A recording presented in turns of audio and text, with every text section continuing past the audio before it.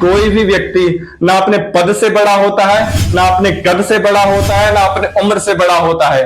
व्यक्ति अपने ज्ञान से बड़ा होता है, क्योंकि जिस व्यक्ति का ज्ञान जितना अधिक होगा, और ज्ञान भी ऐसा जो उसको सच्चाई की ओर लेकर जाए, लोगों को सच्चाई की ओर लेकर जाए, लोगों को सही दिशा में लेकर जाए।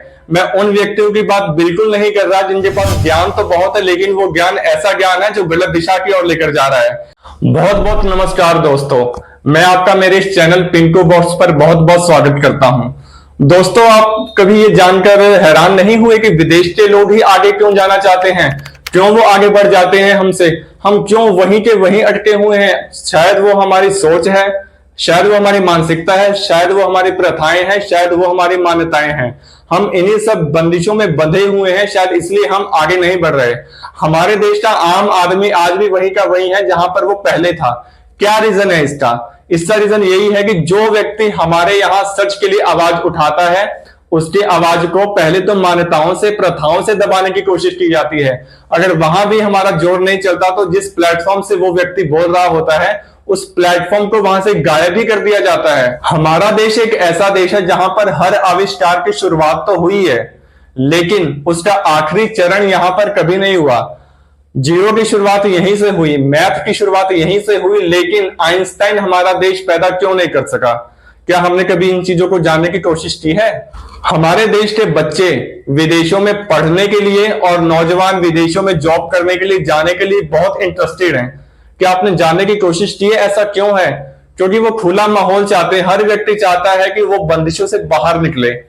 और मुझे तो ये सोचकर डर लगता है कि शायद वो दिन दूर नहीं कि हम अध्यात्म को सीखने के लिए भी विदेशों पर ही जाएं, क्योंकि हमारे यहाँ अध्यात्म तो सिर्फ मान्यताएं हैं, प्रथाएं हैं, रूढ़ी है, रूढ़िवादिता है।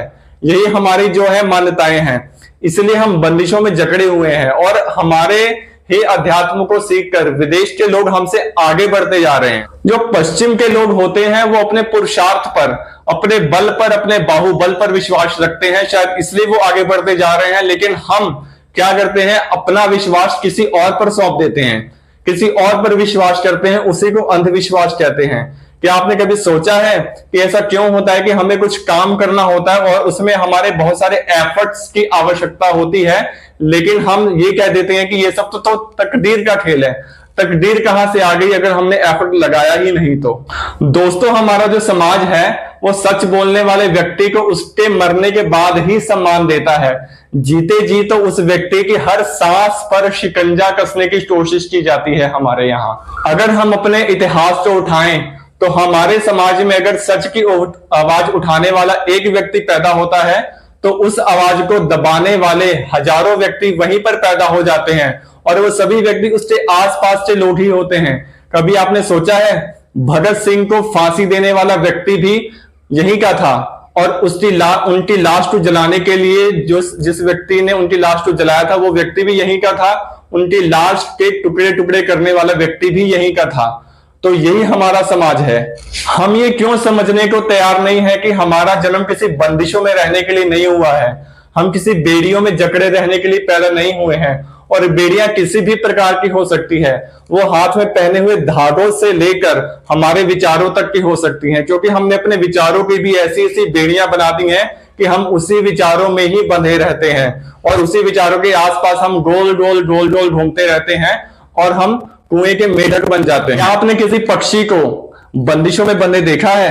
क्या आपने हवाओं को बंदिशों में बंधे देखा है? क्या आपने किसी नदी की धारा को बंदिशों में बंधे देखा है? उसको जब नदी की धारा को जब बहना होता है तो वो आसपास से किनारे भी नहीं देखती, आसपास से घर भी नहीं देखती, वहां के घर भी तोड़ ताड़ के वो खुलेआम बहती है। और इस बात को आप याद रखें, कोई भी व्यक्ति ना अपने पद से बड़ा होता है, ना अपने कद से बड़ा होता है, ना अपने उम्र से बड़ा होता है।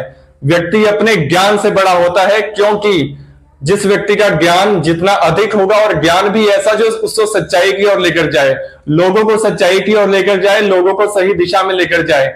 मैं उन व्यक्तियों की बात बिल्कुल नहीं कर रहा जिनके पास ज्ञान तो बहुत है, लेकिन वो ज्ञान ऐसा ज्ञान है जो गलत दिशा की ओर लेकर जा रहा है।